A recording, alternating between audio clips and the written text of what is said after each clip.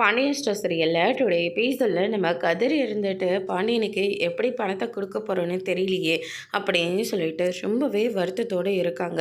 நைட்டும் பகலும் கார் ஓட்டினா தான் ஏதாவது கொஞ்சமாவது காசை சேர்த்த முடியும். அது இந்த 2 மாதத்துக்குள்ளே எப்படி 10 லட்ச ரூபாயை அரேஞ்ச்மெண்ட் பண்ணுறது?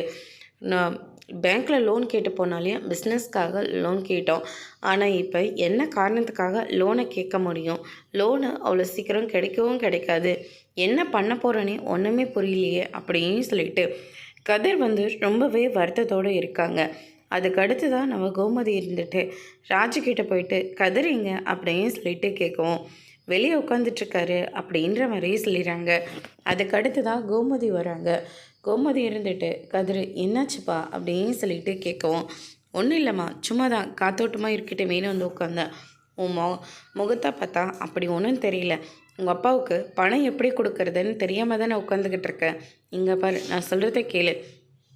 அவருக்கு நீ இதுக்காக பணம் கொடுக்கணும். அவர் உன்னுடைய அப்பா ஏதோ கோவத்தில் அந்த வார்த்தையை விட்டுருப்பார்.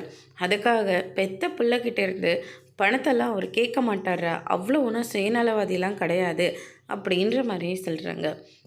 என்னைக்கு இருந்தாலையும் அந்த பணத்தை நான் கொடுக்கலான்னு தான் இருந்தேன். ஆனால் சட்டனை கேட்டோன்னே என்ன பண்ணுறதுன்னே தெரியலம்மா.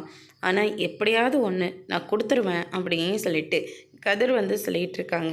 என் பிள்ளையை பார்க்கவே அவ்வளோ கஷ்டமாக இருக்கேன்னு சொல்லிட்டு கோமதி ஒரு பக்கம் ரொம்பவே ஃபீல் பண்ணுறாங்க. அதோடு இன்றைக்கான பிரம்ம முடிச்சிருக்காங்க.